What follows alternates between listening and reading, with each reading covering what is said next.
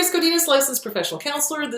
Host. I am this host. We Need to Talk with Chris Godinez on every Sunday at noon, and then I post it up to Facebook, and then I do these little interweek kind of questionnaire kind of things, answering questions. This video is for educational and informational purposes only. The views and opinions stated herein are mine and mine alone. They do not represent the ACA, the APA, or any other therapist for that matter. Boom, shakalaka done. I would like to thank my sponsor, BetterHelp, BetterHelp, BetterHelp.com/Chris Godinez.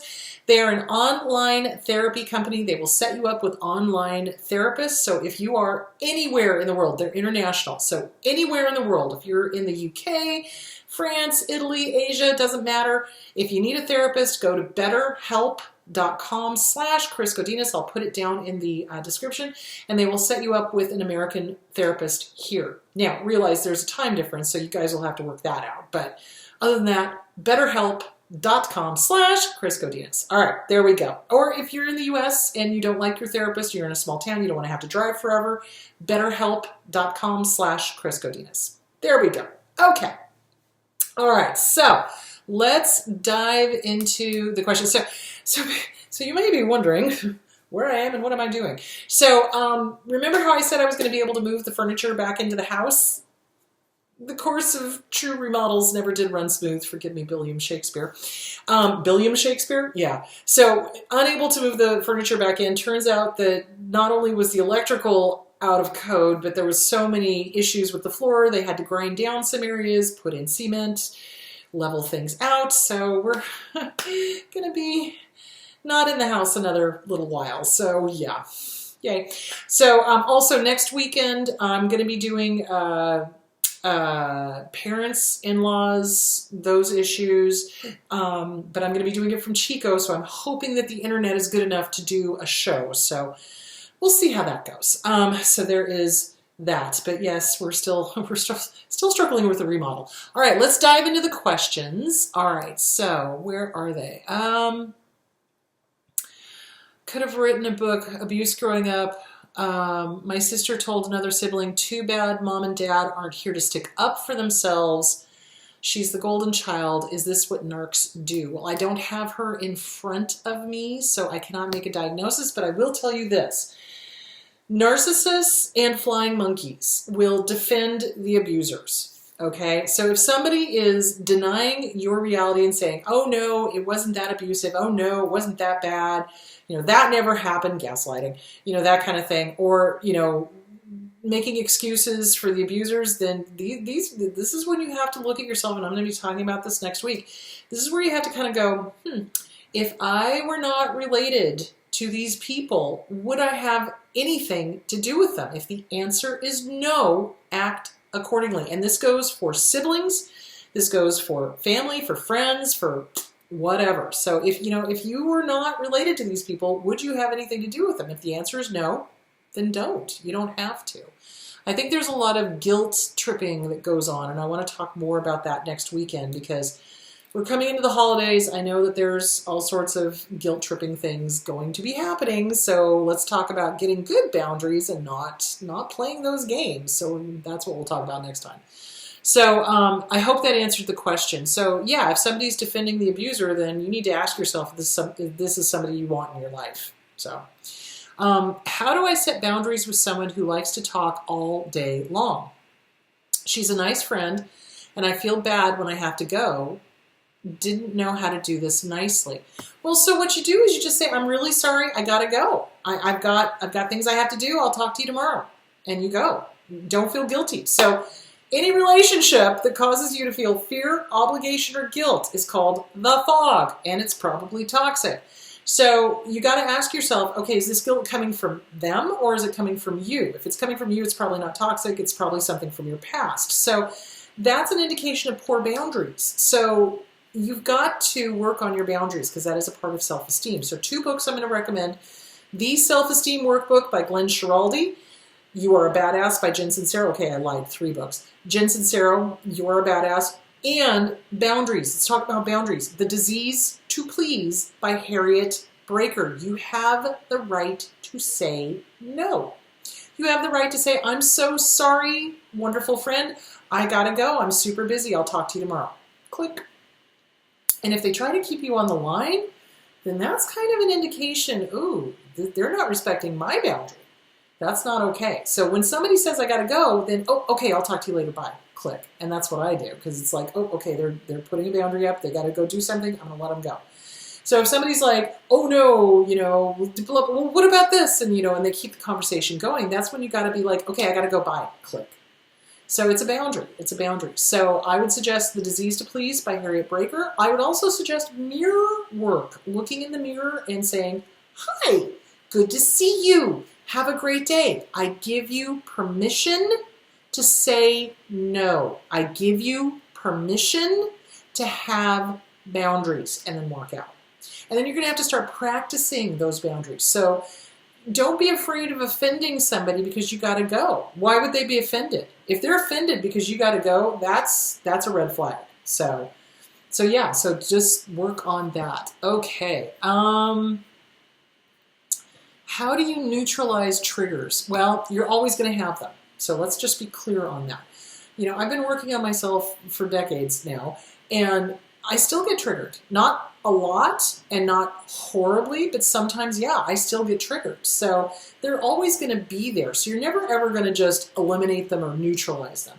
But what you can do is start working with them. So, for example, I can't remember what show it was, but there was some horrible abuse thing happening. And I remember reaching over and grabbing John's hand because my heart was just starting to pound out of my chest. This is why I can't watch things that are very violent. I can't watch things where there's a lot of verbal abuse or things like gaslighting, things like that, because it is very triggering. So knowing what those triggers are, knowing what's going on, super important. So what you want to do is you want to start writing down, what do you know triggers you? What situations have you been triggered in? And then once you recognize that you're triggered, you're going to have to self-soothe. So in that moment, I reached over to grab John's hand because that was soothing, and then I realized, oh, shoot, I am going to go into a panic attack because I could feel everything tightening up. So remember, the amygdala, here's the amygdala. It sits on either side of an inch on either side of the ear. It is our fight, flight, freeze, or fawn center. This is where we get triggered. This is what happens. So an incoming thought, image, something that reminds us of our abuse hits the amygdala, and I'm simplifying this. The amygdala freaks out, tells the hippocampus, hypothalamus, oh my gosh, we're going to die. We need energy. We need to do something. So it releases cortisol. Cortisol's our stress hormone. So we're getting tensed up because we're getting ready to fight, flight, run away, freeze like a bunny rabbit so that the predator walks on by, doesn't see us, or fawn, give into the predator so that we don't get killed. So at this point, we're tense, puffy little breaths going nowhere. That throws off the oxygen CO2 exchange. That tells another part of the brain, oh my God, we're going to die. There's not enough oxygen CO2. What the heck? So then that tells the adrenal gland that sits on top of the kidneys to release everything at once. So now we're shaking like a leaf, puffy little breaths, racing thoughts, pounding heart. And at this point, we do one of two things. We either go into a panic attack, which is the, I can't, and then you keel over because you're hyperventilating, or we turn into Bruce Banner, the Incredible Hulk, and we turn into a rage attack, one of the two. So as soon as I recognized, oh my gosh, I reached over, grabbed John's hand, he was like immediately like, you're okay, don't watch, everything's fine, it'll be over in a few minutes. This because we were watching some show. I can't remember what the show was, but there was something abusive going on, and I was just like, and so as soon as I realized what was going on, and he was soothing me, and I started soothing me, I was like, okay, breathe, it's just a show. Breathe, it's just a show. It's not real, it's just a TV show, everything's good, you're safe, you're okay. I seriously had to do that in my head, and that's why I don't like watching things like Game of Thrones or what are some of the darker things on television? I can't do it. I just can't. It's like if there's too much abuse going on, I'm just like, no, thank you, please. I don't enjoy this. I like comedies. So anyway, so you're never going to get rid of the triggers. They're always going to be there, but you can recognize them. And that's the important thing. It's like as soon as you recognize them, do something to self-soothe. I'm safe. I'm okay. Everything's fine. Breathe. I'm safe, I'm okay, everything's fine, that kind of thing. So you're not going to neutralize them, but you are going to lessen them. I mean, I do occasionally still have panic attacks. It's been a while since I've had one, but yeah, panic attacks do occasionally happen. And then you got to figure out what was the thought, what was the trigger, what happened, how can I self-soothe myself, what can I do differently next time, that kind of thing. So yeah, and it's a part of PTSD, it just is. Can somebody be both a narcissist and a dependent in a controlling way? Well, narcissists need targets. They just do. Because without the target, they cease to exist. Let's be clear about that. So narcissists absolutely need a target to beat up, lie to, perform to, that kind of thing. Because if they don't have the audience, they don't exist. Really, when you think about it. They need somebody to manipulate and control because that's who and what they are. And if they don't have that, that's when they become a collapsed narcissist. Those are the ones you see in all the nursing homes. So, yeah, they're dependent, but not in the way, again, not in the way that healthy, normal people can have codependency, or not healthy, normal, because if you're dependent, you're not healthy or normal, but not in the way that others have dependency. Let me put it to you that way. They don't love the way we do. They don't think the way we do. They don't, their reasoning for wanting somebody around is different than our reasoning for wanting somebody around. They want to abuse them. We don't. So, yeah. So there's that. So, yeah, and you can have multiple diagnoses. Those are called comorbid diagnoses. So they can be comorbid. They can have narcissism and depression. They can have narcissism and borderline. They can have narcissism and anxiety. They can have narcissism and, dependent personality. Usually not. But you know what I'm saying? I mean, they can have multiple diagnoses. So, yeah, I hope that answered the question. Okay, let me go to... All right, what is the difference between raging and mood swings? Okay, so... a mood swing is when somebody goes from happy, everything's great, to depressed, everything's terrible, or they're angry. But it's not, how do I explain this? It's not usually directed at somebody. The mood swings are about them, okay? So in bipolar, okay, when they're up in the manic, everything's great, everything's fine, everything's wonderful, I'm going to conquer the world, I'm going to clean this house, I'm going to do this, I'm going to do that, I'm going to go to Hollywood and become the next big singer, blah, blah, blah. That's kind of what they do, and then they swing into the depression because the chemicals are either producing too much or drying everything up, and it's usually about them. It's not about other people. With raging, it is always about another person. So when a narcissist or a borderline who is malignant goes into raging, it is to manipulate, it is to control, it is to harm, it is to hurt, it is to get their way. It is to make themselves feel powerful, and it's directed outwards. It is direct, I'm raging at you and you guns. There's a good clue. Mood swings usually don't have that. Mood swings are like, I'm up here and I'm fabulous, or, oh my gosh, I'm so depressed and I'm so sad and I'm so, it usually is not directed outwards. So raging is directed outwards, and it's the you guns. So mood swings, not so much. Raging, intentional. So if they're making you accountable for stuff that you didn't do or you shouldn't be accountable for, you can bet that that's raging and that that's a manipulation and a control issue. So there is that. Where is my pen so I can mark that off my list? So yeah, mood swings are very different. Mood swings are very different. They don't usually go to anger. It usually goes to sadness. So, yeah, so if they're raging and they're using that as an excuse saying, oh, I'm just having mood swings, I'm not buying it. Nope.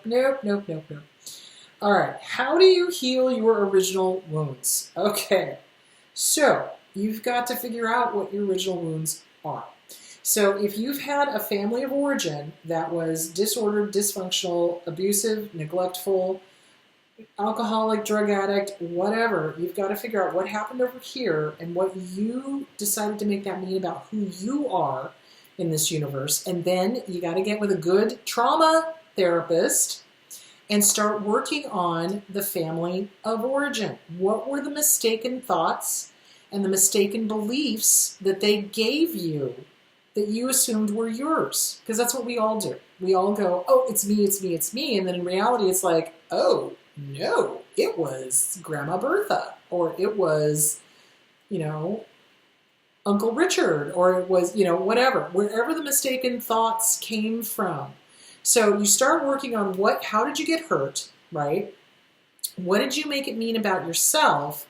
And then you start putting it back onto the abusers. So books for that will be, in no particular order, CPTSD From Surviving to Thriving by Pete Walker. You've got to, I think it's chapter 3, you've got to put back the anger, the shame, the blame, the guilt, whatever, back onto the abuser. It's not your luggage. Don't pick it up off the carousel. Don't do it. You got to start working on self-esteem. Abusers love to gaslight us about who we really are in this universe. So they tell us that we're worthless, or that we're ugly, or that we're old, or that we're stupid, or that we're this, or we're that. So we've got to start going, wait a minute, that's not true about me. That's not who I am. That's who they think I am. And fine, they can think that, but that's not who I am. So do you see where I'm going with that? So you want to work on The Self-Esteem Workbook by Glenn Schiraldi, or You Are a Badass by Jen Sincero. CPTSD From Surviving to Thriving by Pete Walker. And 9 times out of 10, we are codependent. We are people pleasers because we've been groomed to be people pleasers, because our survival depended on making these crazy members of the family happy, not our job. So then we take that out into the real world, the outside world, and we start trying to people please, trying to stay safe. So that's why you want to get The Disease to Please by Harriet Breaker, or Codependent No More by Melanie Beattie, Beyond Codependent No More by Melanie Beattie. Tons of good books. Another great book is Shahida Arabi's, I don't have it near me, The Sensitive Person's Guide to Toxic People. Great book because she's got all sorts of journal exercises and things to do that help you kind of process and work through. The other thing you're going to want to do too, get with a good therapist, a trauma therapist, somebody who is trauma informed, that understands original wounds, family of origin issues. Another great book is The Inner Child Workbook by Catherine Taylor. So those are all great books to start working on that. Journaling, mirror work, daily. Hi, good to see you. Have a great day. I give you permission to love yourself, or I give you permission to like yourself, or I give you permission to say no. Anything that you happen to be working on, you want to start working on what's going on up here. What are the messages that you tell yourself daily? That's why I like the Self-Esteem Workbook, because it has one of those what are your thoughts kind of thing. So, do you have an inner critic? Is this inner critic vicious? Is it constantly going, not good enough, not good enough, not good enough? Or is it doing what if, what if, what if? And either way, you're going to have to confront this and shut it down and replace it with the positive. So let's say it does the not good enough, not good enough, not good enough. Well, thank you for your input. Shut the bleep up. Why? Because I say so. You say so. I say so. I am the boss of this. This is not the boss of me. I am good enough. Why? Because I say so. You're taking your power back and you're reprogramming that subconscious. That's why the mirror work is so important. At night, you remind yourself of 3 things you did right, because we never do that. We always beat ourselves up with, oh, I should have done this and I could have done that. Stop shoulding all over yourself. So at night, you're going to go, hi, good to see you again. Here are 3 things you did right. I did this right, I did this right, and I did this right. Go sleep well. You did good. Have great dreams. And then go to bed. So you're reprogramming your subconscious. That's why the mirror work is so important. So I hope that answered that question. Oh, we got more questions on this side. How is it that we start acting like our abuser? Okay, so it's fleas. It's fleas. So we start acting like our abuser because that's what we're hearing and seeing all the time. So it's fleas. It's just bad behavior that we've picked up, So what you have to do, and every survivor of abuse has to do this, you kind of have to go, oh, that's just like so-and-so. That's either my dad or my mom or grandparents or, my boss, my lover, blah, blah.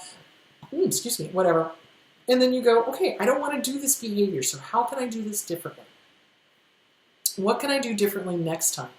What can I do differently in this moment?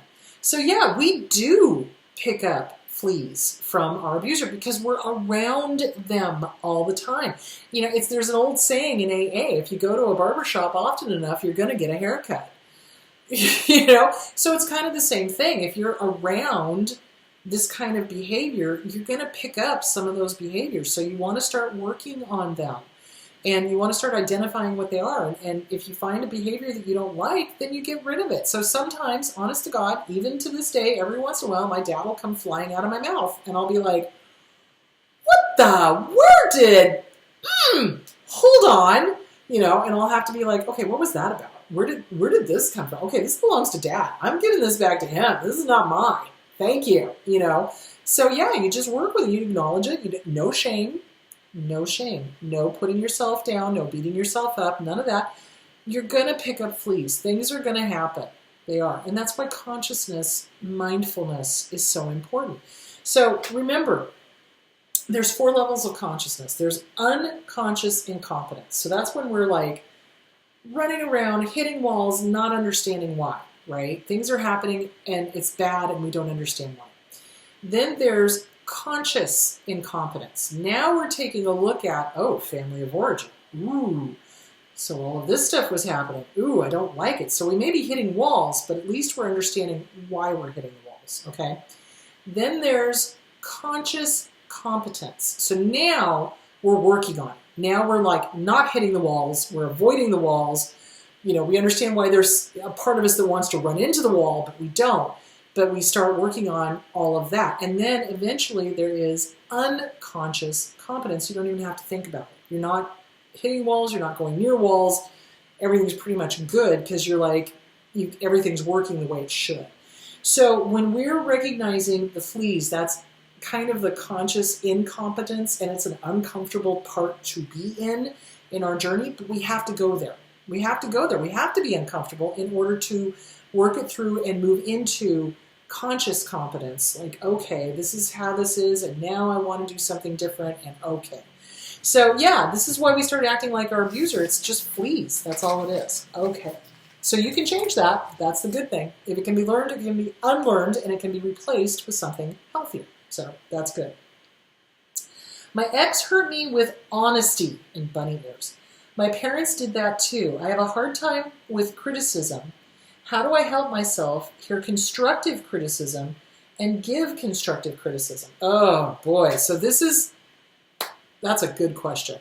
That is common with abusers. Abusers love to just rub your nose in it. Whatever you did wrong, even if it's something as simple as doing a grilled cheese sandwich differently than they would, they'll rub your nose in it because they're crazy.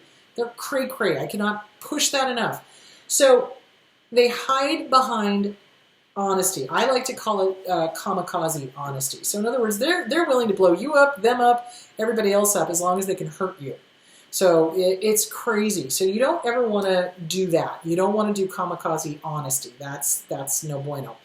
So, and it's not honesty. It's it's gaslighting, and it's a way to make you wrong, and it's a way to put you down, and it's a way to make you feel bad about yourself. So constructive criticism. How constructive criticism is I cannot talk. I have lost the power of speech. Okay, constructive criticism is generally done with love, okay? It's not about power. It's not about control. It's not about how I can make you wrong. It's not about how I can, make you feel less than or anything else like that. So generally, when people give constructive criticism, they open it with, I love what you're doing here. I love what you're doing here. We need to kind of work on this, and so it's kind of like a sandwich. So they start off with the nice, lovely brioche bread, right? So I love what you're doing here. I love what you're doing here. And then they slide into the meat of it that needs to be worked on. Here's what we need to work on. If you could work on this would be really helpful. I think you're doing a great job in all these other areas. So now we've got the other piece of brioche bread. I like brioche. So, that kind of thing. And they leave you feeling okay about yourself. Non-constructive criticism is just criticism. well, you're doing this wrong, and you're doing that wrong, and why are you doing it this way, and why are you doing it that way, and you're wrong, da-da-da-da-da-da, you, guns. So yeah, when we come out of an abusive relationship, especially a parental abusive relationship, it is really hard to hear criticism because that's all we've gotten our entire lives. And it's hard for us to differentiate between constructive criticism and non-constructive criticism. So when someone, and I was telling John this this morning, it's so interesting you asked that question.